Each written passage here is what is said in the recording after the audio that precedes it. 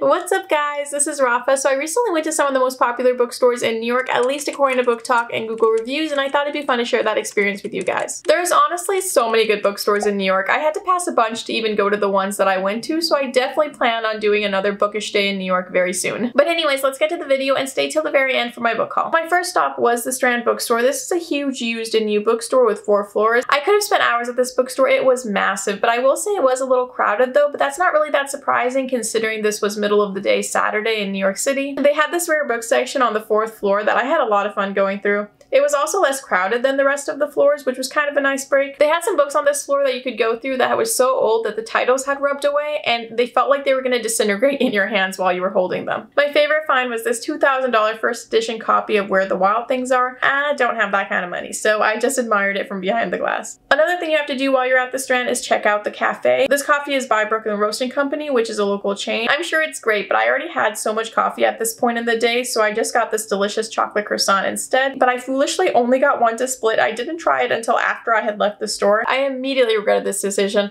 The person at the cafe had mentioned though that they get their baked goods from this bakery called Unregulated Bakery, so I rushed over there. Unfortunately, they were out of chocolate croissants for the day, so instead I got this strawberry cheesecake donut and the spinach feta roll. They were pretty good, but just not as good as the chocolate croissant, so I'm already planning my next trip back to get more. After that, we headed to the Barnes & Noble. All these bookstores are walking distance from each other, by the way. If you haven't been to this Barnes & Noble in Manhattan, you might be a little confused why I went all the way to New York City just to go to a Barnes & Noble, but this is not your ordinary Barnes & Noble. This is the biggest Barnes & Noble in the country. It is 4 floors of pure bookish magic. Everything from the outside and inside of this building is beautiful, and it was really easy to navigate. One interesting thing about this Barnes & Noble is they have a security guard wearing a suit who will unlock the bathroom for you as he sees you walking toward it. I've never seen that anywhere else before, but it made me feel fancy. Here's the little floor directory of every floor. I thought it was cute how each floor is labeled as chapters. Again, I could have spent hours here, but I had to head over to Rizzoli Bookstore. Again, as I mentioned earlier, I picked this bookstore because it had a lot of reviews, but also because every single Google image I've seen of this bookstore is beautiful, and I'm happy to report that it was just as beautiful in real life. I loved all the murals on the wall and the huge, beautiful windows and all the intricate wall detailing. The separated room going into the children's area was also really pretty. By the time I got to this bookstore though, it was getting kind of late and I had other plans to rush over to, so unfortunately I didn't spend that much time here, but I definitely plan on doing another visit, hopefully with more time next time. But now on to the book haul. I love book shopping when I'm traveling because each book feels kind of like a souvenir. At Barnes & Noble's, I got The Naturals by Jennifer Lynn Barnes. I'm currently reading The Inheritance Games by her, and I've heard a lot of good things about this series. This is a YA mystery about a bunch of teenagers trying to solve cold cases with the FBI. I've heard this book compared a lot to Criminal Minds, which I used to be a big fan of, so I'm really excited to read this. Also at Barnes & Noble, I got my big fat Desi Wedding. They had this book on display, and I immediately beelined toward it. The cover is beautiful, and as a Desi, I had to get this. If you're not familiar with the word Desi, basically it's people from South Asia, particularly people from Bangladesh, India, and Pakistan. Our weddings are traditionally really big, lavish, multi-day affairs, so it makes for very good content. This is a collection of short stories, so I'm expecting to see all different types of Desi weddings, and I think it's gonna be a really fun read. From the Strand Bookstore, I got a picture book called Nelly Takes New York. I collect picture books based on places I travel to, and I can't believe it's taken me this long to finally get one from New York. This is a cute story about a little girl named Nelly and her dog Bagel, and they're running through the city trying to look for the Big Apple. They had a lot of great New York-based picture books to choose from at the Strand, but what really sold this for me was the illustrations inside. Here's some of my favorites. I'm absolutely obsessed with them, and this might be my favorite purchase of the trip. But those are all the books I got. I hope you enjoyed tagging along on my trip to New York, and if you want to see more videos from me, please subscribe, and I'll see you guys in the next video. Bye!